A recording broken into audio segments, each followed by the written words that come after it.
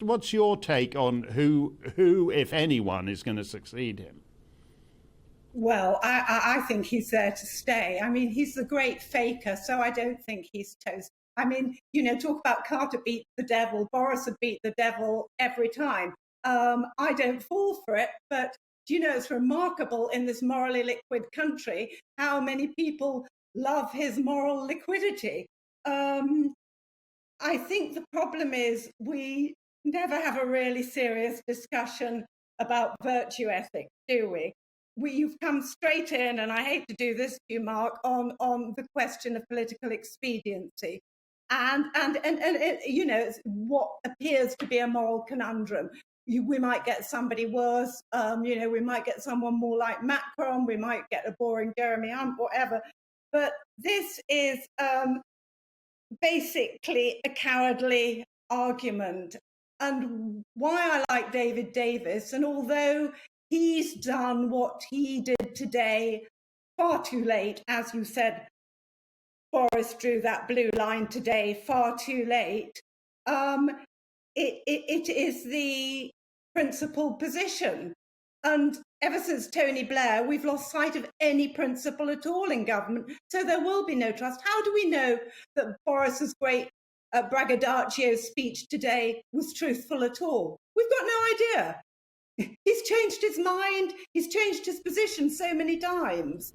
So I'm old-fashioned old David Davis. Well, you're right to be that, but don't forget, this is the part. Don't forget, I feel 137 years old because I can remember how Mrs. Thatcher felt about the slightest sexual indiscretion, and this party voted for a guy who can't reliably say how many kids he has and who was living with his current girlfriend without benefit of clergy in number 10, which no Conservative leader or any kind of Prime Minister has done before. So in a sense, the David Davis thing is fine, but it's hard to complain that the guy is a serial liar, an unprincipled, amoral bounder, when you knew all that and you voted for him to be your leader anyway. Well, yes, but I think his moral liquidity goes well beyond his sexual whatever shenanigans, I don't know, his multiple wives. I mean, it goes into what I call his book of contrition. He does very good contrition. He does shameless contrition. And of course, that is exactly what the abusive husband will do. And we are all willingly the abusive wife of this man. I mean, there's nothing to be done until people get a grip on their own, in quotes, enjoying their own victimhood. But that's why we do have to go back to some basic principles and try and reassert them and say none of this debate in Parliament touched on any of the real issues today. In the middle of his statement, he just dropped in this casual redefinition of liberty that nobody seems to have noticed, that is going to be medically contingent on vaccines. Great. Nobody has challenged his whole vaccine narrative, which is one that actually has collapsed in any evidential sense. But nobody in Parliament, left or right or middle, chose to challenge it. So this is sort of living, weird theatre that doesn't relate to reality at all. Oh, that's the definition of politics in a mass media age, though, isn't it? And that's what he was very good at. The fact is, there's lots of Tories who are angry about the so-called the COP26, this ludicrous nonsense of a so-called Conservative Prime Minister going for net zero, of a Conservative Prime Minister who's imposed the highest tax regime since Clement Attlee, and even Attlee wouldn't have imposed it if we hadn't just gone through 6 years of the Second World War. And so we have a rightful Tory restiveness, but at the same time they figure that it's not just that a transactional thing complaints about it, but that the next guy is likely to be much more like a conventional wishy-washy soft on Brexit. So better stick with the A-principled, amoral, hollow husk than taking a flyer on the amoral, unprincipled husk of the day after tomorrow.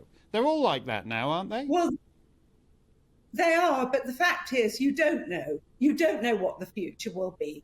So it's a bit like with a sort of mafia cartel. You say, I won't, imprison mafia boss number 1 in case mafia boss number 2 gets too powerful and is worse. It's true in a way what you say. It's a pretty rotten argument. And that's a sign of where we're at. The thing is, we know that Boris doesn't believe anything he said. I don't think we've ever had such a master of the art of fakery. And that's what's actually, in a way, particular. You sort of know where you are with boring Starmer, boring Jeremy Hunt. You can have a sort of opposition to them and you challenge them. Boris is certainly slippery. Does he believe anything at all? I really don't know. I suspect not. No, that's very... I'll just throw this out there, but I'm in favour of what I call the Bonner-Law solution. Andrew Bonner-Law was the first Canadian Prime Minister of the United Kingdom because Commonwealth citizens are allowed to sit in the UK Parliament and sit in the Cabinet. Tony Abbott, the former Australian Prime Minister, is actually on the UK Board of Trade at the moment. And I'd be much more if we're going to actually topple. If we're going to have a palace coup, I think we should think outside the box and say to Tony Abbott, "Why don't you step up? You had a short reign as Aussie Prime Minister. You're in the prime of your life. Why don't you do the job? It's perfectly permitted under." As I said, under constitutional practice, he's a subject of the Crown and he can be Prime Minister. And he's more Tory than most of these guys they're proposing. It's an absolutely fantastic idea. I'm all for it. Probably 1 out of the majority of this population. I'm behind you on that. What people don't get is that Tony Blair pretended to do a reverse takeover of the Tories. So Tony Blair then became every Tory's hero. He, the best Tory Prime Minister we didn't have. All that's rubbish. He didn't. He expanded the state incredibly and into our private lives incredibly. Along come the Tories and they think, we'll be clever. We'll do a reverse takeover of Labour. They have done a reverse takeover of Labour. There isn't really, apart from a few people like Steve Baker, maybe David Davis, who's strong on liberty and understand principles, there isn't an actual Conservative left in the Parliamentary Party. And I will, along with Tony Abbott, let's make Steve Baker his deputy. No, and that's actually a critical point. What you said, real leadership, which is what Mrs. Thatcher did and what President Reagan did, is you don't move towards you don't steal your opponent's clothes, you don't go burrowing, you don't do some pantomime horse version of the opposition by moving to the centre, so-called. You move the centre towards you. That's what real leaders do. And I know, as you said, people are very antipathetic towards the colonial types, but I would, I'd say you get more chance of that from Tony Abbott than you would from Liz Truss. But thank you as always. It's great. It's absolutely great to see you, Kathy, and we shall see whether anything more than mere opportunism survives. But he seems to have had a better day than he did yesterday, so he's in a slightly better position than you were.